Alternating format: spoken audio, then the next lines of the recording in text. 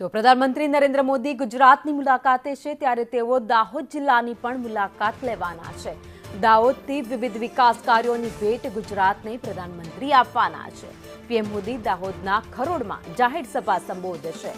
9000 એચપીનું પ્રથમ locomotive engine દેશને પ્રધાનમંત્રી સમર્પિત કરશે। લોકો મેન્યુફેક્ચરિંગ શોપ રોલિંગ સ્ટોક વર્કશોપનું લોકાર્પણ પ્રધાનમંત્રી કરવાના છે। 24,000 કરોડથી વધુ કામના વિકાસ કાર્યોની ભેટ અપાશે। રેલવે પાણી પુરવઠા વિભાગના કાર્યોની પણ ભેટ આપશે। તો 21,405 કરોડના ખર્ચે વર્કશોપ તૈયાર કરાયું છે। રાજકોટ હડમતિયા રેલ લાઇનના ડબલિંગ કામ, બોટાદ 107 કિલોમીટર રેલ લાઇન ઇલેક્ટ્રિફિકેશનની કામગીરી પણ અહીંયા કરવામાં આવશે।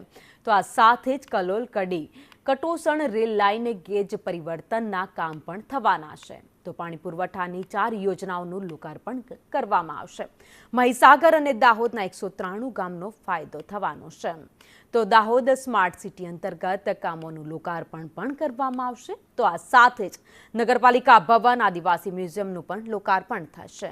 એટલું જ નહીં, પોલીસ હાઉસિંગના 53 કરોડના કામોનું પણ લોકાર્પણ પ્રધાનમંત્રી નરેન્દ્ર મોદીના હસ્તે થવાનું છે। 706 કરોડના વિવિધ 7 વિકાસ કામોનું ખાતમુહૂર્ત કરાશે। માર્ગ મકાન વિભાગના 581 કરોડના કામોનું ખાતમુહૂર્ત થશે।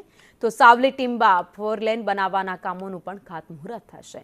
એની સાથે જ કાયાવરોહણ સાધલી માર્ગ જારોદ સામલાયા માર્ગનું પણ ખાતમુહૂર્ત કરવાનું છે। તો પદ્મલા રાણોલી માર્ગ પર નવા બ્રિજનું પણ ખાતમુહૂર્ત કરાશે। એટલે કે કરોડોના વિકાસ કાર્યોની ભેટ આજે પ્રધાનમંત્રી નરેન્દ્ર મોદી ગુજરાતને આપવાના છે।